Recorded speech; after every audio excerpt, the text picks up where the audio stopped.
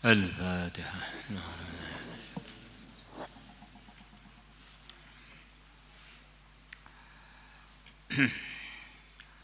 بسم الله الرحمن الرحيم. وقال تعالى, dan Allah Ta'ala telah berfirman, Qul, katakanlah, lil mu'minina, kepada orang-orang iman yang laki-laki, yaghuddu, supaya mereka menundukkan, min absarihim, sebagian pandangan-pandangan mereka. Banyak mufassirin mengartikan min di sini sebagaimana umumnya min, yaitu artinya sebagian. Katakanlah kepada orang-orang yang beriman yang laki-laki supaya mereka menundukkan sebagian pandangan mereka. Maknanya ada sebagian pandangan itu yang tidak boleh kita teruskan memandangnya.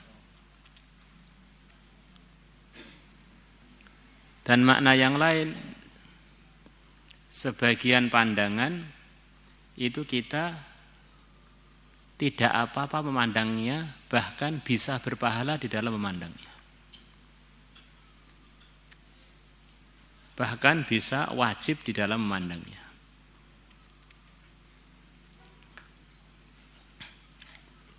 Apa Pak pandangan yang perlu ditundukkan? Di antaranya kita tidak memandang yang tidak halal untuk dipandang.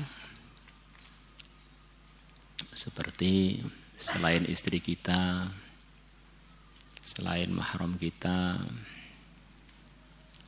Bahkan memandang benda-benda mati yang menyebabkan kita berhasrat kepada kemaksiatan. Sebagaimana dalam kitab-kitab fikih yang telah kita pelajari, termasuk dalam Al-Baijuri, dalam babun nikah di situ diterangkan kurang lebihnya, kalau ada orang memandang tiang, tapi dia ini memandang tiang terus berhasrat untuk maksiat, memandang tiang untuk dia waktu itu dosa. Kan mungkin orang saking peningnya terus memandang tiang teringat hal-hal yang tidak baik. Akhirnya dia enggak boleh memandang itu karena dia ada keinginan maksiat ketika memandang itu, bahkan bermaksiat ya.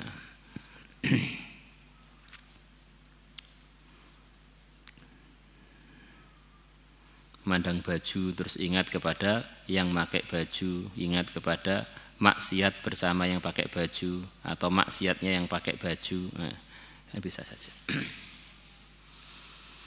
Allah, wa yahfadhu furujahum, dan supaya mereka menjaga kemaluan-kemaluan mereka.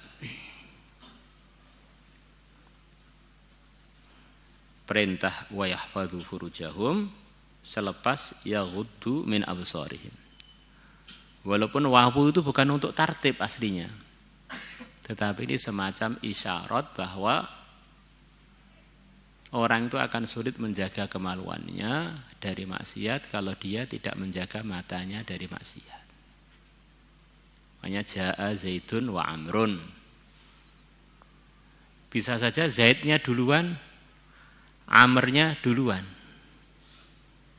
Bisa saja Zaidnya datang duluan, bisa saja Amrnya datang duluan. Bisa juga bersamaan, tapi yang jelas dua-duanya sama-sama datang. Walaupun datangnya tidak bersamaan. Katakanlah kepada orang-orang iman yang laki-laki supaya mereka menundukkan sebagian pandangannya dan supaya mereka menjaga kemaluannya. Maka banyak ulama yang memberikan arahan dari ayat ini bahwa menjaga kemaluan kaitannya dengan menjaga pandangan.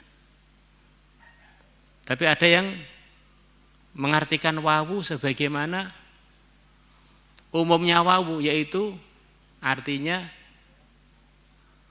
Yang penting sama-sama dijaga. Karena ada orang yang kebalikannya, karena kemaluannya masalah, akhirnya matanya jadi jalang. Bisa saja kebalikannya, bukan mesti harus matanya duluan. Sarungnya duluan, akhirnya matanya nggak bisa nahan. Nah, bisa saja. Jadi bisa saja begitu itu. Atau bisa saja bareng-bareng, matanya masalah juga kemaluannya masalah, bareng-bareng.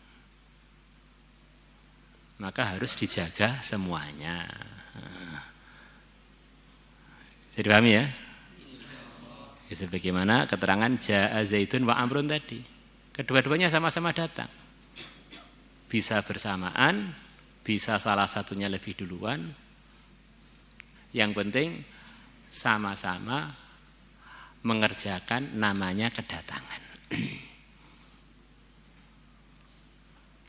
Maka tidak selalu orang itu permasalahan itu selalu munculnya dari pandangan duluan baru ke kemaluan. Tidak, bisa saja kebalikannya atau bisa saja kerjasama bareng-bareng. Allah.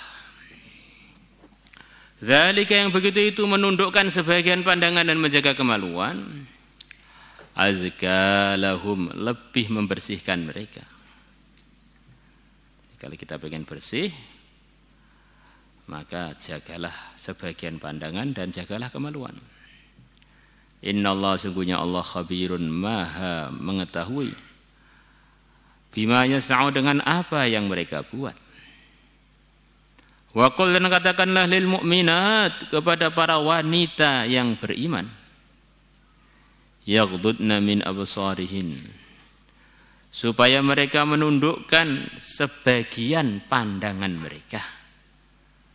Wa yahfadna furujahun, dan supaya mereka menjaga kemaluan-kemaluan mereka. Yang disuruh menjaga pandangan itu adalah bukan laki-laki saja. Dan yang disuruh menjaga kemaluan bukan laki-laki saja, wanita juga. Dan itu sama juga. Laki-laki punya nafsu, perempuan juga punya nafsu. Kalau enggak jaga pandangan, enggak jaga kemaluan, akhirnya terjadilah pelanggaran dalam hal tersebut.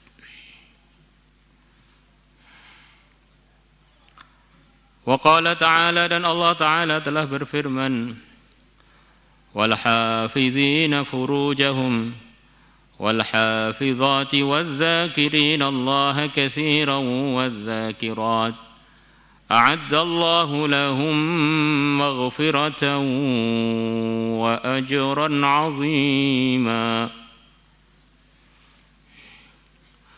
Wal hafidhina, dan para laki-laki yang bisa menjaga furujahum, kemaluan-kemaluan mereka. Wal hafidhati, dan wanita-wanita yang menjaga kemaluan-kemaluannya.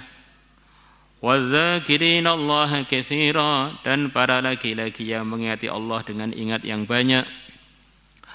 Wadh-dhakirati, dan para wanita yang mengingati Allah dengan ingat yang banyak.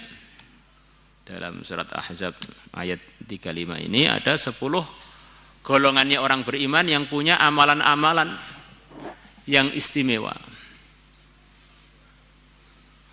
Dan Allah janjikan untuk 10 orang itu maghfiratan wa ajran 'azima, ampunan dan pahala yang agung. Kalau orang itu sudah diampuni oleh Allah, ya pasti ahli surga, pasti beruntung.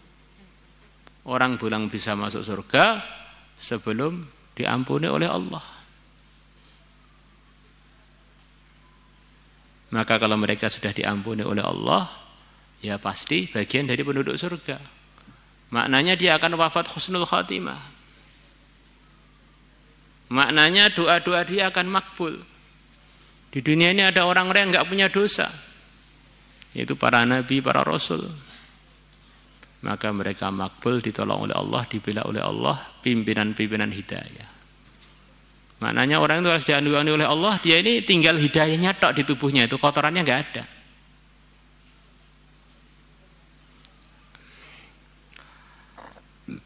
Wa ajran 'azima, dan pahala yang besar. Kalau Allah sudah bilang besar, itu sudah kita enggak akan bisa mengukur besar yang difirmankan oleh Allah besar.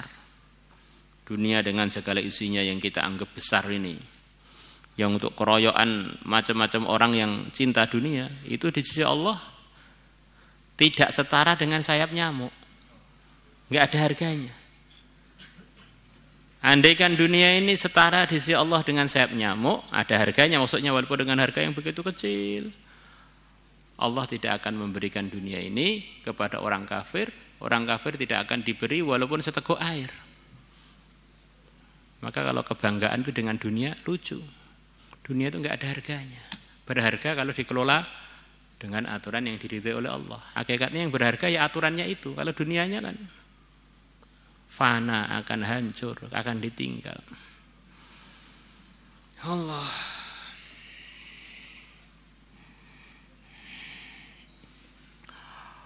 Wa an Sahl bin Sa'd radhiyallahu anhu qala Rasulullah sallallahu alaihi wasallam, man yadman li, barang siapa yang menjamin untuk aku, ma perkara baina lahyaihi, yang terletak di antara dua rahangnya, maksudnya lidahnya.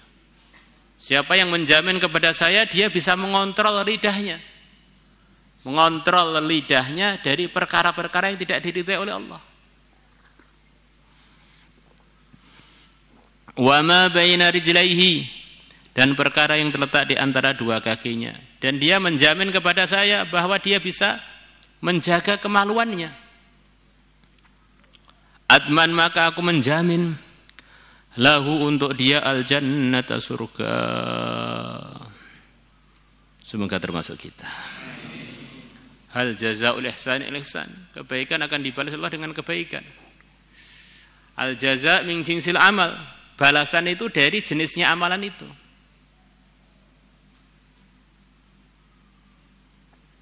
Balasannya sedekah di dunia ini sebelum di akhirat akan dimudahkan urusan harta di antaranya.